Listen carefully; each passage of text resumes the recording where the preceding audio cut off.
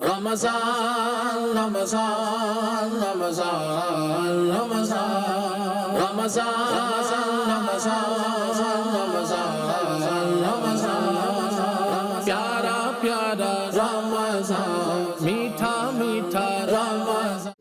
बिस्मिल्लाहिर्रहमानिर्रहीम। इदारतुल इस्लाम इंटरनेशनल पाकिस्तान के ज़ेर एहतमाम इदारतुल इस्लाम रमज़ान ट्रांसमिशन में खुश आमदेद कहते हैं। हम मुफ्ती साहब से शरई रहनुमाई लेते रहते हैं अपने हर सेगमेंट के अंदर। आज हम मुफ्ती साहब से रहनुमाई लेंगे। मुफ्ती साहब, हमारा आपसे पहला सवाल है कि औरतों की नात ख़्वानी के हवाले से क्या हुक्म है कि औरतें किस तरह नात ख़्वानी कर सकती हैं और कितनी आवाज़ में कर सकती हैं? बिस्मिल्लाहिर्रहमानिर्रहीम। औरतों की नात ख़्वानी के हवाले से मसला शरई ये है, दो चीज़ें की याद रखें। एक होती है औरत की आवाज़ और एक होता है औरत की आवाज़ का गुनगुनाना, जिससे नगमतुल मरअत से अरबी कुतुब में ताबीर किया जाता है। मैं इस वाले से लंबी तफसील की तरफ तो नहीं जाता। हमारे बाज़ दोस्त ये समझ बैठे हैं कि औरतों की जो आवाज़ है वो तो पर्दा नहीं है। जब वो पर्दा नहीं है तो फिर किसी फ़कीर ने भी उसको पर्दा नहीं कहा हुआ, यहाँ तक जुमला बोला, और उसको फिट कर रहे हैं औरतों के गुनगुनाने और नात ख़्वानी पर। इन दोनों में बड़ा फ़र्क है। जो नगमतुल मर आती है उस बारे में मुफ्ती अहमद या खान नईमी रहमतुल्लाह अलैह ने सूरह नूर की तफसीर में आपने फरमाया हुआ है कि अगर अल्लाह रब्बुल इज़्ज़त औरतों को ज़मीन पर पाँव ज़ोर से इस लिए मारने से मना करता है कि औरतों के पाँव की पाजेब की आवाज़ यानी गुनगुनाहट की आवाज़ वो गैर मालूम सुनेगा, तो औरतों की जो गुनगुनाने की आवाज़ ज़ुबान से निकलती है वो मना क्यों नहीं होगी। फिर फतवा रिज़विया में आला हज़रत रहमत से इस वाले से सवाल किया गया औरतों की नात ख़्वानी के वाले से, तो आपने इस वाले से फ़क़ीह अबू लैथ समरकंदी का हवाला देते हुए फरमाया औरतों का जो नगमतुल मर आती है, औरतों का जो गुनगुनाना है वो मना है और ये नाजायज़ है, ये शरीयत मुताहरा के अंदर जायज़ नहीं। सूरत अल-अहज़ाब में जो है फला तख़दअन बिलक़ौल उम्महातुल मोमिनीन को खिताब करके फरमाया गया कि अपनी आवाज़ को नरम न करो। नरम आवाज़ करने में होगा क्या? फ़यतमअल्लज़ी फ़ी क़ल्बिही मरदुन वक़ुल्ना क़ौलन मअरूफ़ा, कि जिसके दिल में बीमारी होगी उसका दिल उम्मीद लगा के बैठ जाएगा। तो ये तो उन पाकीज़ा ख़ातूनों को हुक्म ये था, तो जो आज की औरतें हैं उनको ये हुक्म क्यों नहीं होगा? इस वास्ते जो ये फ्लैक्स लगाने बीबियों के नात ख़्वानी के और बाकायदा स्पीकर के ऊपर नात ख़्वानी हो रही है, बिल्कुल नाजायज़ है। हाँ, औरतें आपस में बैठी हो, उनकी आवाज़ बाहर ना जाए तो आपस में नात ख़्वानी करें। नात ख़्वानी से मना नहीं किया जा रहा और ना ये कहा जा रहा कि औरतों की आवाज़ पर्दा है, बल्कि इसके दरमियान ये बात कही जा रही है कि औरतों का गुनगुनाना, औरतों की आवाज़ नरम लहजे के अंदर बात करना और उसको खूबसूरत बनाकर ऊंची आवाज़ में गैर महरमों के कानों तक पहुँचाना, ये मना है। दूसरा सवाल साहब मेरा आपसे ये है कि औरतों की सलातुत तस्वीर जो आजकल अमूमन मसाजिद के जो हुजरे हैं उनके अंदर एहतमाम किया जाता है, और दूसरा औरतें इमामत करवाती हैं, इस हवाले से हमारी शरई रहनुमाई फरमा दें। हमारे फुक़हाए इस्लाम ने औरत की इमामत के हवाले से सराहतन लिखा हुआ है कि नॉर्मल हालात के अंदर औरत की इमामत मकरूह तहरीमी है।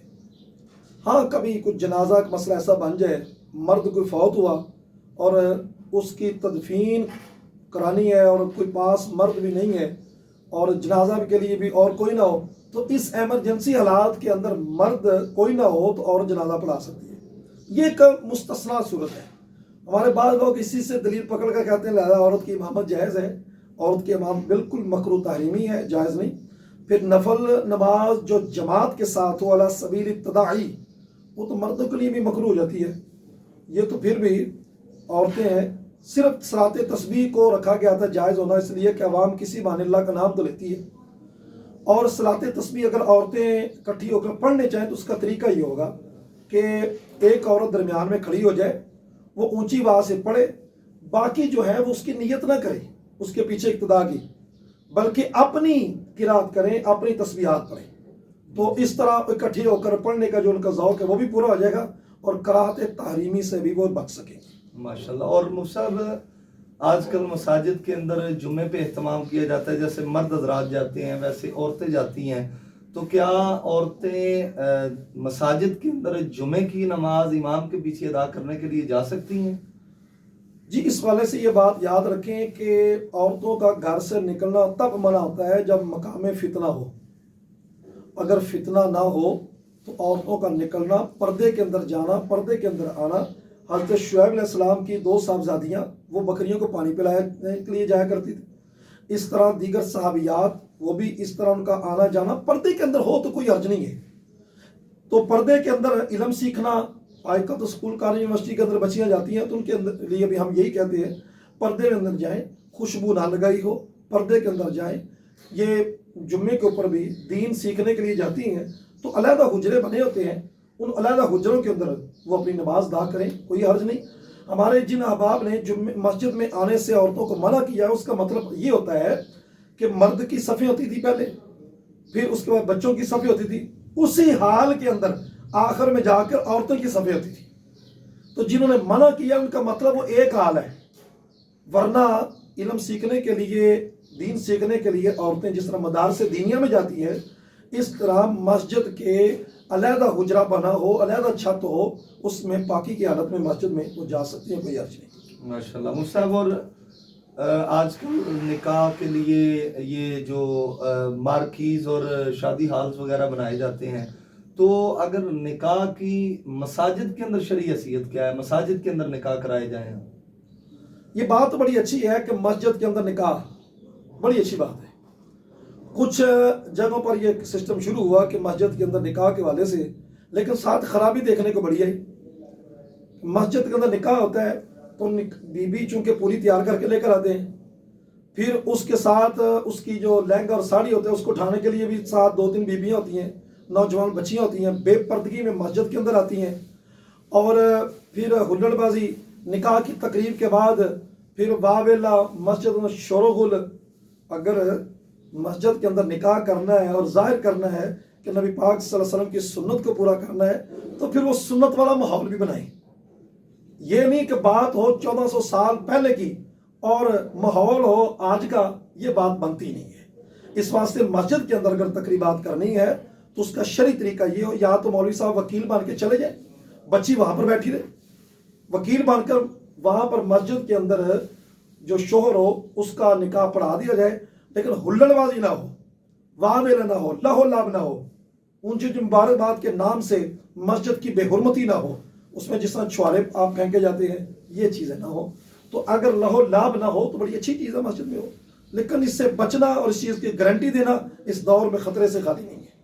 ماشاءاللہ. یعنی مساجد کے اندر نکاح کیا جائے اور سنت طریقے کے مطابق کیا جائے تو اس کے اندر ثواب کے اندر بھی اضافہ ہوتا ہے.